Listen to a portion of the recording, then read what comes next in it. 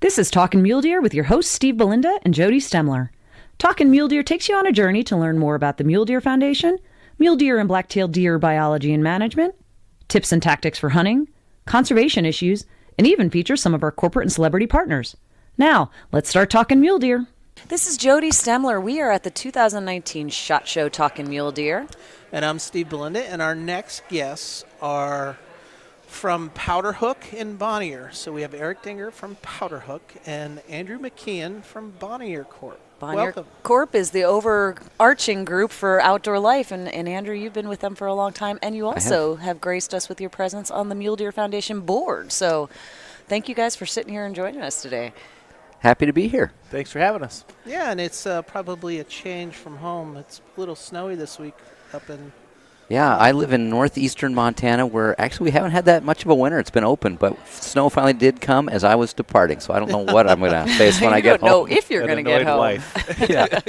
Yeah, I live about 5.5 hours from Andrew, which isn't even half the state, if you can believe that, and I've got a pile of snow, and it's still snowing, so I imagine we're going home to some pretty wintry weather, Andrew. Do you want to plow my road in? All right, so both of you guys have been working in this industry a long time. Andrew, you're not originally from Montana, though, right? I am not. So what brought you to eastern Montana, and who lives in Glasgow in the literal middle of nowhere, right? Tell me what brought you there in the first place. I am a North Missouri farm kid who basically followed magnetic north and then took a left and went west. So my very first job out of college was in Wolf Point, Montana as the editor of the weekly paper. It's right down the road on an Indian reservation, Fort Peck Indian Reservation, and I fell in love with the people of eastern Montana. The landscape was great, but it was the people. It's just rural America, the heartland. As you mentioned, it is the literal middle of nowhere. So I went away, came back, worked for Fish, Wildlife, and Parks for a while in the regional office in Glasgow, and just stayed. Okay. So for 20 years I've been living there, raising kids. Outstanding. The Washington Post just did a big piece this past summer that looked at towns' proximity to infrastructure, so bigger towns' proximity to even bigger towns. And they basically did the math and identified Glasgow as the literal most lonely town in America. And sometimes it feels like it. Yeah. That's what makes it special, though. But it's got awesome fishing and really good hunting around. We just did this on Powderhook. I think Valley County, Montana, where I live, has the greatest number of huntable species of any county or municipality in the country. So we're going to throw that out as a challenge. If your county can beat my county, I want to hear about it. You were talking bighorn, elk. So we have elk, moose. bighorn, sheep. Moose are coming in from Canada. We just killed the first legal wolf in our county in 56 years. We have mule deer, white-tailed deer, and then great upland bird hunting. We've got all kinds of waterfowl. So it's a pretty hunting town. I put carbon against it because we got mountain goats. So there, you don't have that. That So might be that. Actually, might be a good one. And we got chuckers, too. So. Oh, all right. There's a nomination. Yeah. We'll have to count those up and see what, we do that in the grouse world. Which state has the most grouse, which, both huntable and number species, because there's 12 species in North American grouse. So, we have found, I think Washington has 9. There's some, but no state has them all. So. I used to wonder about the prairie chicken. If before human civilization, if the greater prairie chicken ever worked its way into the eastern Montana shortgrass prairie. I don't think so, but I've always thought, if we could bring prairie chickens back, it would be great. I will tell you a story about hunting near Alzada last year that I flushed a group of chickens. And I thought they were Sharpies at first, and then I reflushed them, and there were 5 chickens. Now, there's going to be a lot. I've talked to a lot of people about that. And some old timers say, yeah, you probably saw them. We've had them here, but others are saying no way. But my background. Oh yeah. I know the difference between the two, and it was definitely chickens. Well, that was the vanguard. Maybe they're pioneering. There you go. There are some good things coming out of climate change, right? The problem I had is I had a rifle in my hand rather than a shotgun, so it was there was no opportunity. But surprised the heck out of me. So Eric, let's talk a little bit about Powderhook, because Andrew, we've known him for years through Mule Deer Foundation and Outdoor Life, but now I know he's working with Powderhook. But I can guarantee you that only a handful, perhaps, of our listeners right now might know what Powderhook is. So what is it? So let's change that, huh? Yes. So Powderhook we're trying to create 3 million new hunters in the next 5 years. And we're doing that by doing the thing that made us all hunters, and that is we found a mentor. Somebody took time to teach us. Somebody invested their time in us such that we are now here at a hunting trade show, right? Like somebody inspired in us a love of the outdoors that's manifested in a career for us. And so what we work on all day, every day is how can we inspire others to get into the game of mentoring. Both Andrew and I really try to walk the walk of being people that teach others in our personal lives. But then through Powderhook, we've built an app that might remind somebody of a little bit of a Match.com for hunting, where you can go and find a mentor. So if you're listening to this podcast, and part of the reason you listen is you want to learn to hunt, we have nearing 1,600 mentors that are available through our app that are ready to help you if they can. And These are people that have gone on and said, I am willing to take a person out hunting or shooting for the first time. Right. And I live in Nebraska. So you could sort, let's say you're a female and you want to learn to mule deer hunt. You could look for a woman who's willing to teach you to mule deer hunt. And where we bring something different to the game is we provide those tools digitally so that more of that interaction can happen more quickly. So for us, 1,500 mentors is like a number worth reporting, but there could easily be 100,000 mentors in there, and anybody throughout the country could have a mentor really quickly. And so because it's a digital tool, we don't suffer from the need to babysit every relationship and from the background checks and the longitudinal problems that mentoring creates. It's just a chance to meet somebody who's willing to help you. And then where those people take that can be, into the field, or it may always stay digital. Okay. So why? What was the impetus for you to create this site, and what problem are you trying to solve? Well, you've probably had some guests on, and maybe your listeners know about the declining participation in hunting. I think that's a real scare for me. I grew up in South Dakota, and my favorite memories of being a kid were walking around in my grandparents' feedlot and in their yard, in their tree belts, with a BB gun. And I'm sure you guys probably have some of those memories. But yeah, but not having grown up in South Dakota, I probably had clothes on. Yeah. And your grandparents weren't related. Oh, wait, what? No, so, and you probably, I probably can't tell you what all we shot. But like everybody listening, if you're a hunter, you probably had some formative years where somebody cut you loose with a BB gun, and life got pretty interesting for you as a young person, carousing through the woods, shooting animate things. And the reason we started Powderhook was just before we started it, I had a son. I had two older daughters, but for some reason having a son really cemented in my head that the fact that my family lives in an urban area in Lincoln, Nebraska. My parents don't own farm ground anymore. My grandparents sold the farm when Grandpa had a stroke.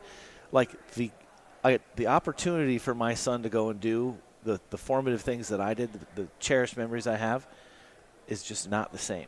Absolutely. And so for me, this is very personal. And Andrew would probably tell you, and we've known each other for quite a while, but we've been through a lot to get this business off the ground. What mentoring is to the hunting community is it's taking your vitamins. It's something that a lot of us should do because somebody took the time to show us. But turning that into a business that can make money and that can stand on its own 2 feet while having a mission focus is very, very hard. And so if it wasn't so personal to me, I think we'd have given up a long time ago. And so now that it's going a lot better and starting to grow, it's becoming a hell of a lot more fun, frankly, to come and sit at things like the SHOT Show. Well, they say times are changing. We can't expect to retain the same way we did 50, 60 years ago, or even 30 years ago. Well, and frankly, I mean, the vast majority of Americans are more than one generation removed from a rural lifestyle. Andrew in Glasgow, Montana, excluded. I'm the exception. But that rural-urban divide makes that opportunity, that knowledge base, much harder to find for a lot of people. Yeah, I agree. And that divide's not going to go the other way. I mean, it's hard to look into the future of Americana and see, bigger cities becoming smaller and people moving back to small towns. It's hard to imagine that being the case. And so we have to be willing as hunters, I think, to meet people where they're at bring tools that ease the process into the outdoors to them.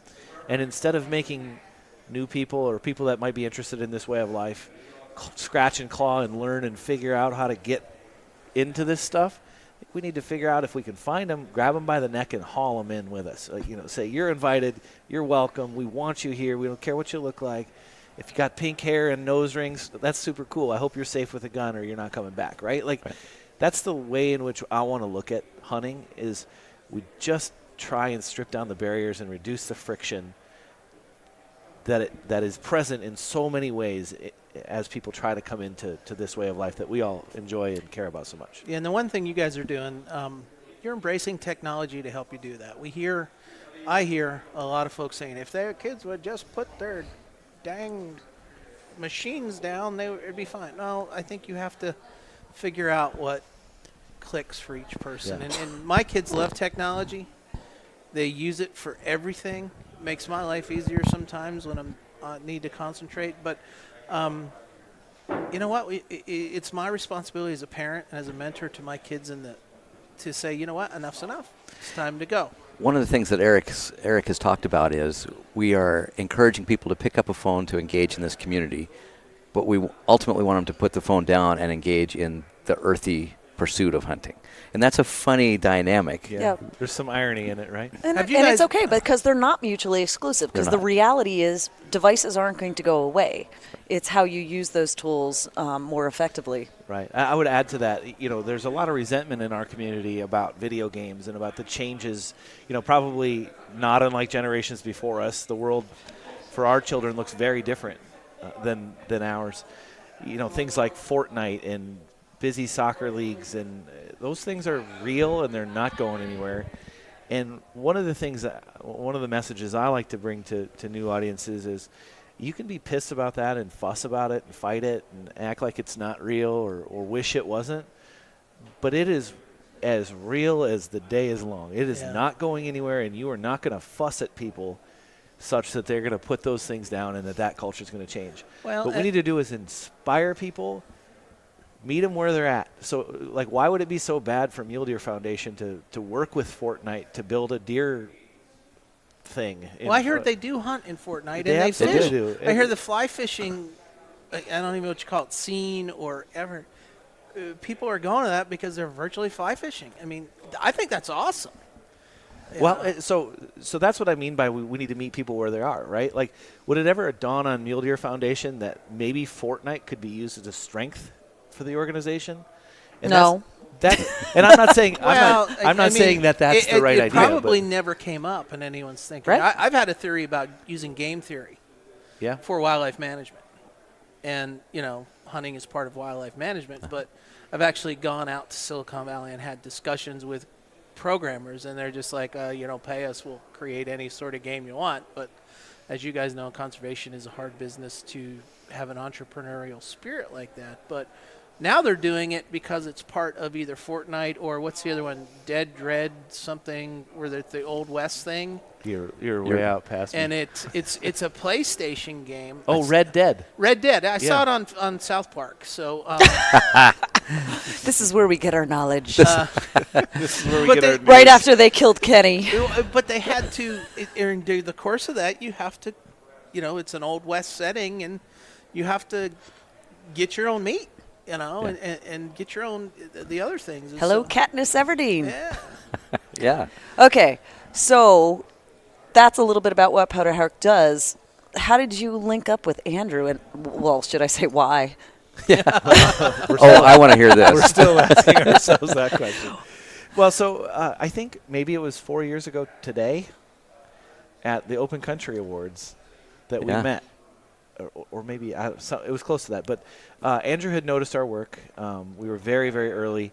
And when we started, we were trying to build the Airbnb of the outdoors, where you could Right. I remember we talked about that, about people who had access land and then being able to kind of make that out there. Yep. And Andrew was at the time running the Open Country portion of Outdoor Life, and he has a huge heart for the future of hunting, for conservation, and then, of course, has a way about him of interacting with people that leaves everybody feeling like they were blessed from the time they had, and then as a storyteller, I don't know that there's a better living storyteller. And so if there's many, I don't know them. Certainly ranks among the top. Yeah.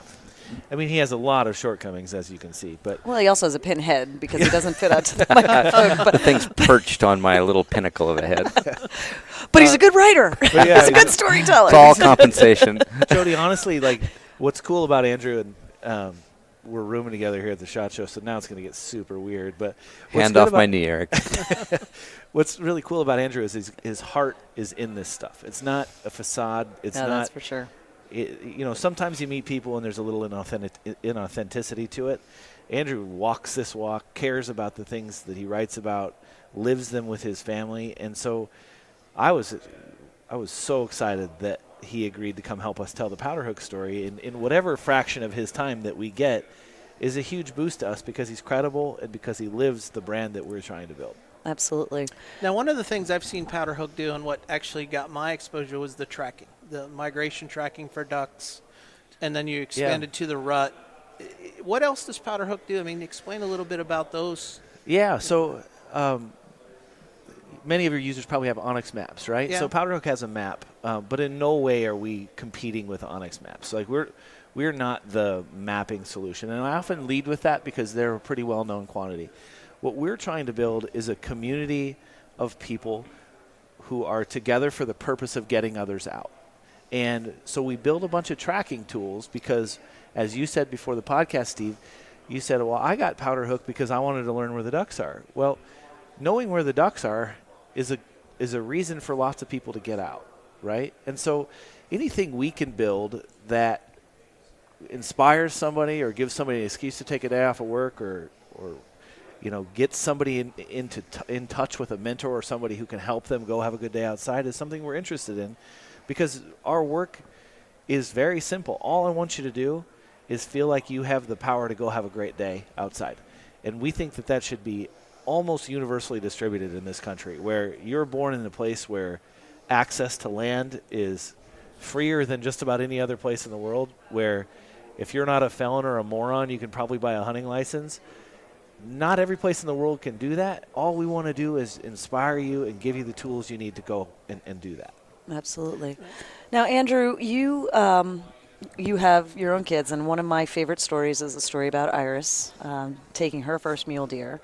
So I want to hear a little bit about that, but I also know that this year you, beyond the mentoring of your own kids and some other friends, you actually mentored somebody that you didn't know for the first time this year as well. So Right. And it's funny how different those experiences Yeah, I were. wondered There's some about that. similarities, but so at the time Iris was 10 years old, and Montana had just passed a mentor program, so it allowed beginning hunters who were younger than age 12, which was the year when you need to get a hunting license, it's the try before you buy program. And Iris she's a tough kid. She's very independent minded. None of her friends hunt, even the older friends. And so it was interesting for her. It was something that was important to her. It was important to me too, but I didn't want to push it. right. So we actually did a whole series or content around the Iris hunts idea. So following along on her very first hunt. And that was really my first opportunity to be an intentional mentor. So I didn't take a firearm in the field. I was so hyper-focused on her. And the cool thing about Iris is she really didn't need it that much. She did need a little bit of steerage every now and then, but she's pretty self-directed. And that whole experience really culminated in Iris's first buck and a great story around that, but it really lit the fire in me that this is the next step in my hunting progression is I don't need to hunt to have the best hunt of my life. It was really simpatico, I guess, with Powderhook and this whole real, I think, rising mentoring movement that I think I leveraged a little bit of that experience to say, okay, what is this mentoring experience all about? And it actually started 2 years ago I coach track in my hometown, and I'm at the middle school a lot where the track kids meet, and I got to know the janitors, the custodians pretty well because they're locking up and I'm there. And one of the custodians, a guy named Nick, came to me after practice one day, and you could tell he was just nervous, sweating a little bit, wouldn't look me in the eye, kind of shifty. And he's like, hey, can I talk to you about something? I was like, oh, no, what did Iris do at school? Like, oh, this is going to be bad. It's better than the principal coming to Exactly. He said, would you teach me how to hunt? just like that out of the blue. And it was uncomfortable for him. It was uncomfortable for me. It was just this kind of, Awkward. awkward, like all pretenses were stripped away. And what was I going to say? I don't know him, really. Yeah. I mean, so I said, you bet. And so we actually built an outdoor life story around that experience last year. That then culminated in really this year where mentoring is taking off. I needed to experience it. I guess this is the walk part of it. And kind of find out, to really prove this thesis that to make this work, to really introduce hunting and make it stick with a new generation, we can't just teach our own kids. We can't just take the people we know. We've got to introduce hunting to somebody we don't know, somebody who doesn't look like us. And so I actually had 3 different hunters this year. I'm lucky enough that I live on a great piece of land with mule deer. So it's pretty easy to take somebody. Really, they just have to get there, show the interest. And the first person was a 23-year-old college graduate from Billings who actually flew on our little prop plane up from Billings because he doesn't have a car, just graduated from college. Kind of in that moment, I think a lot of us recognize where we don't really have a direction. Mm-hmm. He was in that universal place where he applied for a lot of jobs but didn't get them because he didn't have the experience, but couldn't get the experience to get the job. He was in that real vulnerable moment, and I love that he answered. It was a news release we put out saying, if you're a beginning hunter, let us know. We would like to take you out and be a mentor. So he came up. We had a really great experience. He ended up getting a great 3-point deer, and he told me it was the most meaningful thing in his life. It gave him this direction he was lacking elsewhere. He's like, I want to teach my friends how to do this. Wow. This is something I can do. And the next one was this guy we actually met at a Powderhook conference from Sacramento, California. We met in May. He said, I would love to hunt. And again, somebody asks you that, it's up to you to take that next step, to say yes. So I said, in Montana, our big game licensing has already passed, but apply for a doe tag. You might get one. If you do, I'll take you. He applied. He got it.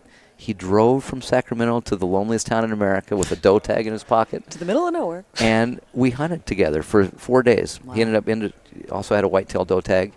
And then the last was a kid from Billings. I say a kid, about a 30-year-old who grew up in Brooklyn, now lives in Bozeman, Montana. Has this latent interest in hunting, but has never shot a gun, did not know how to do it. And he drove up, and that was our last hunt as a mentor. So my hunting season was really spent, I think, investing in these people, and it was the best hunting season I've ever had. That's cool. Now, I'm guessing, so one of the big things we talk about when you're introducing somebody new to hunting or shooting is that it can't just be that one trip, right? And I'm assuming there's dialogue and interaction with these folks along the way, and I'm sure you haven't lost touch with them either. Not at all. In fact, so Gerald, the 23-year-old from Billings, I fly out of Billings when I travel, so now I take him sausage I've made to introduce him to that. Hey, here's another way. You don't have to be whole muscle cuts of venison. He had left his skull cap and antlers back in Glasgow, so I took that to him. So he took me to dinner. It was just, it's going to be a friendship. As his mom said, Gerald's a loyal person. You've got a friend for life. Yeah. So the rifle scope it was his granddad's rifle that we ended up taking out. It was old, not the best rifle scope. So for Christmas, I gave him a new rifle scope. It's not brand new. It's been on a lot of my guns, but it's a good rifle scope, and it's what he needs to take that next step. Yeah. The Californian, now all he wants to do is hunt. So now he took all of that Montana doe meat back to California, is cooking it for his friends and having big parties and introducing hunting through food to a new group of people. So Didn't he feed his fiance? yeah. Tell that story. That's too good. Yeah, so he had a big party, but before he did that, he fed the tenderloins to his fiancée, who was pretty reticent about this. I don't know about this. This is your thing. Like, you go find yourself in the field, honey. She now wants to go duck hunting and take the next step. So didn't he feed somebody tongue? that was another mentor, but yeah. Oh, was it? Okay. Yeah. But this is how we build the scale. One thing Eric and I have talked about is one by one is essential, but you don't grow a pyramid by just making the base ever bigger. You have to start building up at some point. And so I think this is the real magic of mentoring, is all these people now are so eager to share what they learned, share their meat, share their gear with somebody else. And that's how you build that scale. So, go ahead. Andrew's point is the salient point of the time that we've had today, in that I think as hunters, at least I know I did, I started thinking about shooting big deer. I started thinking about what lease I was going to get. I started looking at, how much further can I push myself to shoot. And over a span of 8 or 10 years of being an adult hunter, not one time did I think, oh, I should set out specifically to go teach somebody else. Sure, I invited people all the time. It's kind of what my family does, is you're just always welcome to hunt with my family. But think about that as a listener of this podcast. When was the last time you thought, I should honor my dad for taking me by teaching my neighbor kid? Or I should, that guy that at work that's no longer with us that 30 years ago taught me this incredible love and passion that I have? Maybe it's time to honor him. Stop for a minute and just think about somebody taught you and invested into you enough such that you're listening to a podcast about mule deer. Think about that person, and then when you're done listening to the podcast, shoot a text to somebody and invite them hunting. It doesn't have to be a lot harder than that, but we got to get back to where that's what it's about. Well, it's the giving back, and we talk about this a lot. It's our responsibility to give back to those who gave to us, whether that's a mentoring, whether that's defending the right to hunt, whether that's getting involved in conservation. Those of us that do it are all in. I mean, that's all we do. When you look at, when Jodi and I sit and say, well, what'd you do last month? And we talk about all the things we're involved in and the hunter education and, teaching this stuff and taking folks out and then trying to get our own kids out and then trying to get ourselves out and trying to do. And the casual listener goes, wow, I wish I had that passion about things in my life. And I think what you're saying is you can have it too. We just need to open that door for you, because when you come in, the water's going to be warm. So I think it's a human condition to want to share what you know, no matter what it is. It's a favorite recipe, it's a place, and I think we just have to make it easy for people to do this when it comes to hunting. Yeah. That's what we're all about. So I think that Mule Deer Foundation members, as a Mule Deer Foundation board member, that this is something that we need to be kind of helping. And we do, muley events where we get kids involved. But it's not just a one-day event or fair or festival trying to teach. There's so much more involved.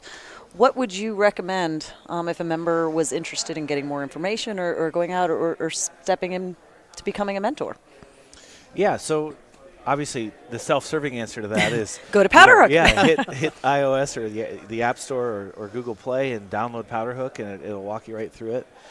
But the real answer to that question is what we said earlier, and that is if it's in your heart to give back, if you think it's important to honor the people that came before you, hunting is in a place where we need some help.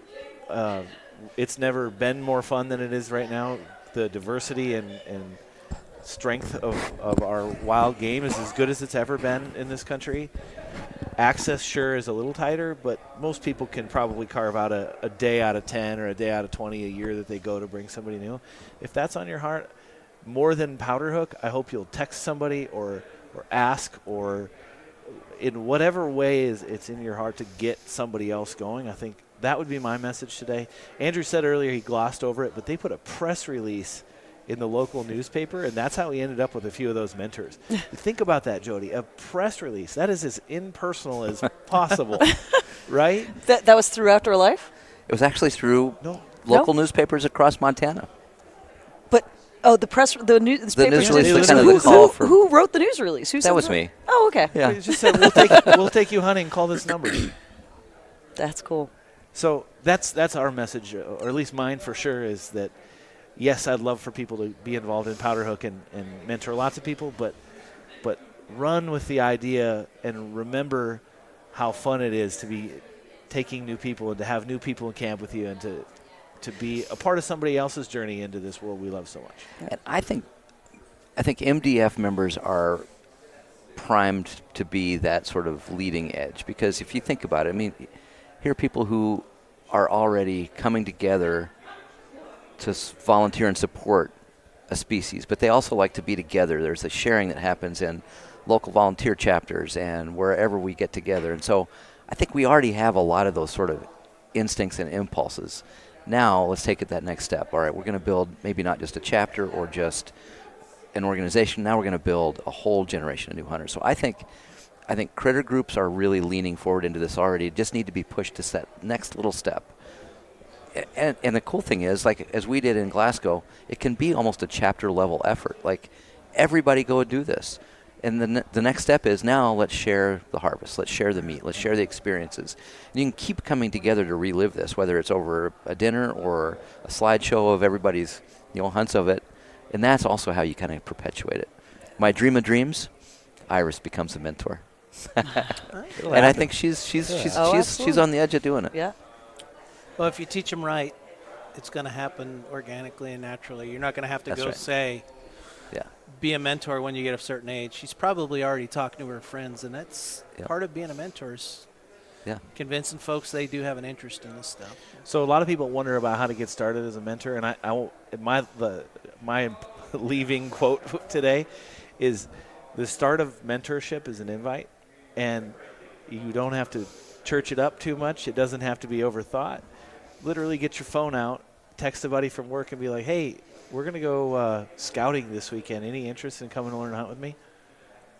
It doesn't have to be harder than that. And that little step is sometimes really hard for people, but you'd be surprised how many people will say yes to it. Yeah. And I think one of the things we discount in this country is how ubiquitous hunting was a generation ago and how there is still great favor for hunting in this country. And I think most people you ask would be willing to go with you. Yeah, So and you probably know the people who would be most open to it anyway, right? So you're going to start with the people that are the lowest hanging fruit that have already shown interest in some way. Yeah. So. Oh, you know where I find them, Jodi? Is when I'm at a sporting event with other parents. Yep. And you're talking to them as the kids are off doing their thing, and you get, I'd like to teach my kid to hunt, or I'd like to go.